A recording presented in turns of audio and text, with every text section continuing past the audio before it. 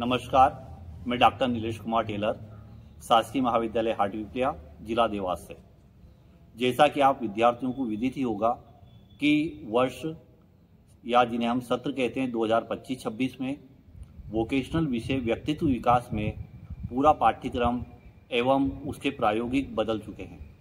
तो नए प्रायोगिक आपको किस प्रकार बनाना है, इस जानकारी को उपलब्ध कराने के लिए ही हम यह वीडियो आपके समक्ष प्रस्तुत कर रहे हैं।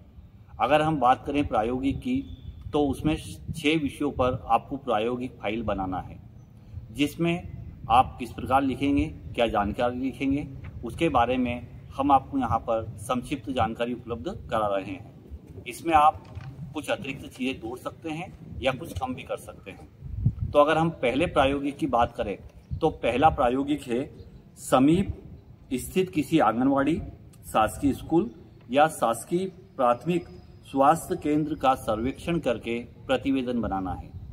इसमें हम यहाँ पर एक आंगनवाड़ी के बारे में जानकारी देना चाहेंगे। आप आंगनवाड़ी का लिखें, स्कूल का लिखें या किसी अन्य संस्था का लिखें। तो हम आंगनवाड़ी के बारे में थोड़ा संक्षिप्त देखेंगे जानकारी।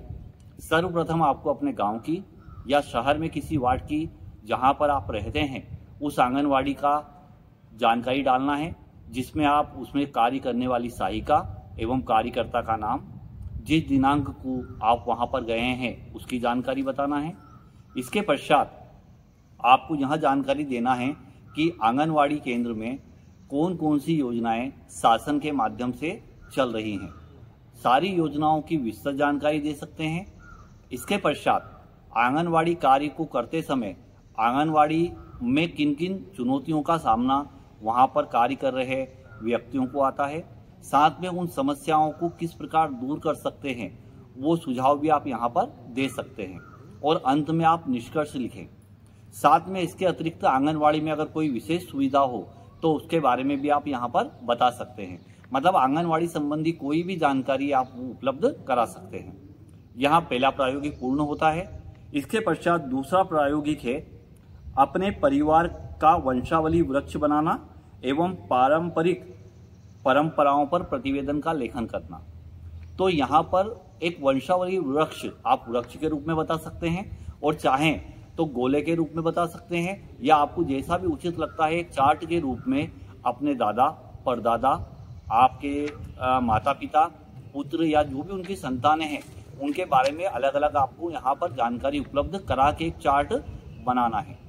इसके बाद आपको अपनी परंपराओं के बारे में बताना है, जिसमें हम धार्मिक परंपराएं, जैसे कि आपके यहाँ पूजा पाठ किस प्रकार होती है, कैसे होती है, वो बता सकते हैं। सामाजिक परंपराएं, आपके यहाँ बच्चों का मुंडन, विवाह, नुक्ता किस प्रकार होता है उसके बारे में बता सकते हैं। इसके बाद अन्य कार्यक्रम जैसे दीपावली, दशहरा या कोई भी त्यौहार जिसे आप बनाते हैं उसका विस्तृत लेख यहाँ पर आप लिखें। इससे पता चलता है कि आपके परिवार में क्या संस्कार हैं या किन कार्यों को वह करते हैं। तो यहाँ पे हमें सिर्फ 2 चीज़ बताना है। एक आपके पूरे परिवार की वंशावली, जो कि आप किसी चार्ट वृक्ष के रूप में, एक बड़े ग्राफ के रूप में प्रस्तुत करें।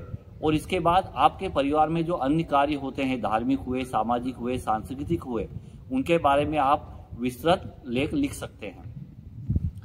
2 प्रायोगिक पूर्ण होने के बाद तीसरा प्रायोगिक है आपके पास स्थित किसी एनजीओ, वृद्धाश्रम, चैरिटेबल अस्पताल, अनाथ आश्रय या महिला थाना आदि का शैक्षणिक भ्रमण करना है और साथ में उसका प्रतिवेदन प्रस्तुत करना है।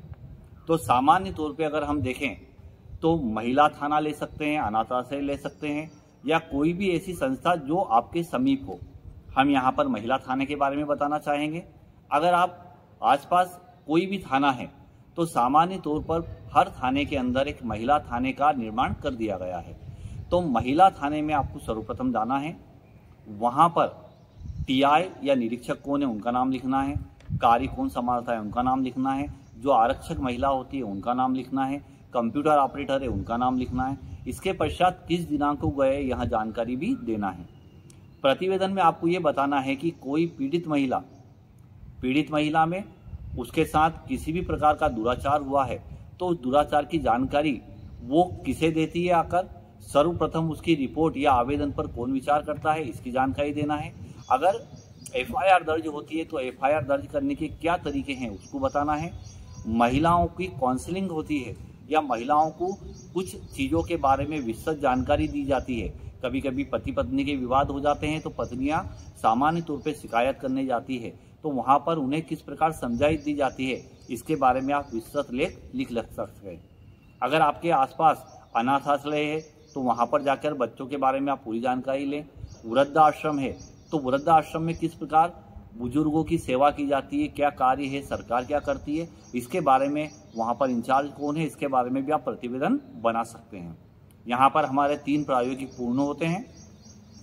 चौथा प्रायोगिक है कि किसी महान व्यक्ति के जीवन पर आधारित प्रेरक प्रसंग आपको लिखना है। मुख्य तौर पर जहाँ तक हो सके अगर आपके स्थानीय कोई व्यक्ति है जिनके जीवन से हम कोई जानकारी एकत्रित कर सकते हैं या अवसर ले सकते हैं या उनसे कोई महत्वपूर्ण जानकारी हमें एकत्रित हो सकती है तो उनसे ले, अन्यथा हम स्वामी विवेकानंद जी पे, टांटिया भील पे, महात्मा गांधी पर या फिर अहिल्याबाई या ऐसा कोई भी व्यक्तित्व जिससे हम प्रभावित हो सकते हैं उनके बारे में हमें बताना है। सर्वप्रथम हम उनका जीवन परिचय देंगे कि उनका जन्म कब हुआ, कौन से महत्वपूर्ण कार्य किए, उनके बाद हम उसमें उनकी मृत्यु के बारे में बता सकते हैं। इसके बारे में अगर आपको विस्तृत लिखना है तो कोई उनके जीवन का महत्वपूर्ण प्रसंग लिखें, उन्होंने क्या क्या कार्य किए हैं, कौन कौन से कार्यों के लिए उन्हें अभी तक याद किया जाता है, ये सारी चीज़ें आपको उसमें समाहित करना है। मतलब यहाँ पर ये जो टॉपिक है ये बहुत विस्तृत रूप से भी आप लिख सकते हैं। अगर आपको लगता है कि हमें संक्षिप्त लिखना है तो एक प्रेरक प्रसंग उनके बारे में जरूर लिखें। 4 पूर्ण होने के पश्चात 5वां प्रायोगिक है मानवीय मूल्यों पर आधारित एक कहानी लिखना जो कि संवाद सहित हो। आपको एक छोटी सी कहानी लिखना है, यह 2 या 3 पेज की हो सकती है और कहानी लिखते समय उसमें संवाद का होना अति आवश्यक है कि किस व्यक्ति ने क्या बोला है और अंत में आप वहां पर शिक्षा भी लिखिएगा। हो सकता है कि एक विद्यार्थी की कहानी लिखे कि विद्यार्थी अपने पहले दिन महाविद्यालय में कैसे गया, वहां पर उसके साथ शिक्षकों ने किस प्रकार का व्यवहार किया, उसके क्या क्या बातचीत हुई या क्या संवाद हुए वहां लिखे, पहले दिन का उसका अनुभव किस प्रकार का रहा, ये सारी चीजें हम लिख सकते हैं। इसके अलावा आपके परिवार में, आपकी रिश्तेदारी में या सामाजिक स्तर पर अगर आपके साथ कोई मानवीय घटना हुई तो वो भी आप यहाँ दर्शा सकते हैं। हमारी पशुओं के प्रति क्या चिंता होती है उसके बारे में भी मानवीय घटना आप लिख सकते हैं, लेकिन इसमें संवाद का होना अति आवश्यक है।